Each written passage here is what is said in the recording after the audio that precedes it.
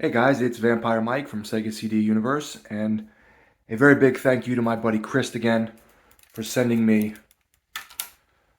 Silent Hill on PS1. So, years ago, I had played all the Silent Hill games that I can get my hands on. I didn't beat Origins on the PSP, but I think I've beaten every other Silent Hill game. So much so that I played them all back to back, and I started having nightmares. So that was pretty funny. The second game is and has always been my favorite, followed by the third one and then Downpour.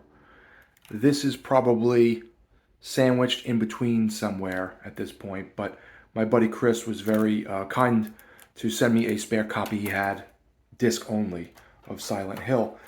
I never had a chance to play it because even though I had a PlayStation, I just never picked it up, and then the game price just skyrocketed.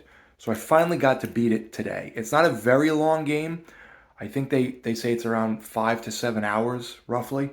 So I probably clocked in around 4 to 5 hours, something like that. It's a little more linear than I find than the second and third games, and it's a little more simple in some aspect. I got the worst ending you can get, I think, or the second to worst ending. I think it was bad plus. And his comment to me was make sure you go online afterwards and then watch the good ending because it's night and day different and you'll feel more satisfied. And I'm about to do that now. I thought that the soundtrack was great.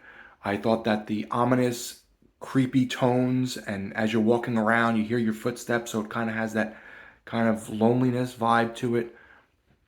I loved some of the audio things kicking in during certain points when you're going down certain hallways or certain areas. I thought the monster design was cool, even though now it's a little blocky, maybe compared to the second or the third title.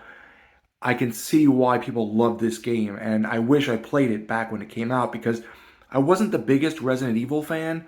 I found it to be very clunky at the time and, creepy, but just didn't hit every note for me. And I still play them and I like them.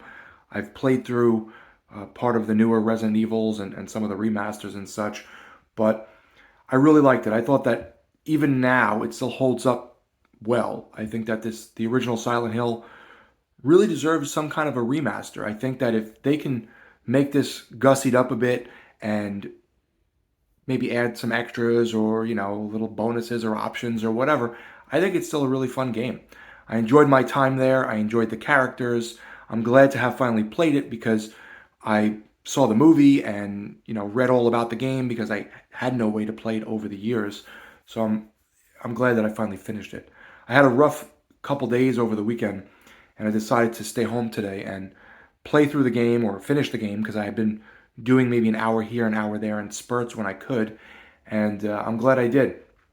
Again, I thought that even the tank controls didn't seem nearly as cumbersome or bad as Resident Evil.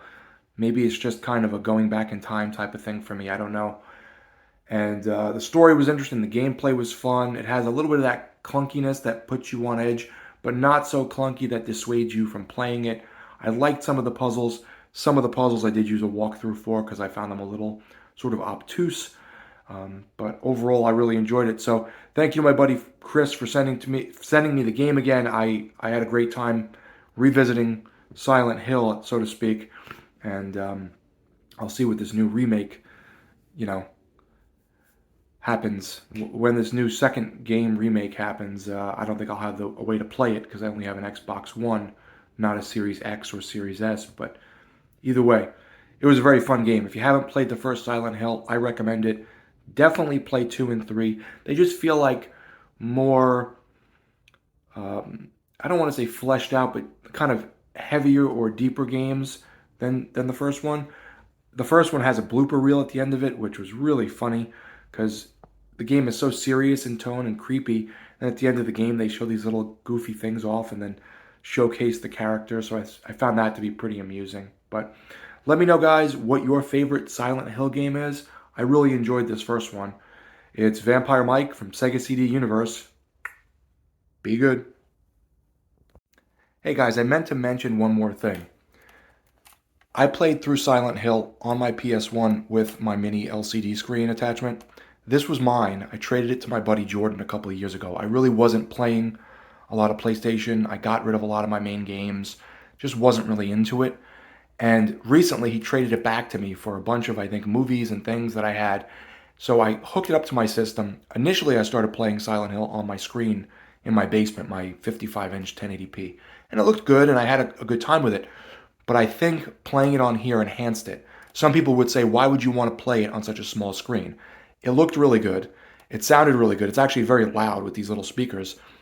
It also gives you a sense of claustrophobia because it's small and you're honed in on the game, and as it just kind of felt like things were closing in around you. So I just wanted to point that out before I ended the video.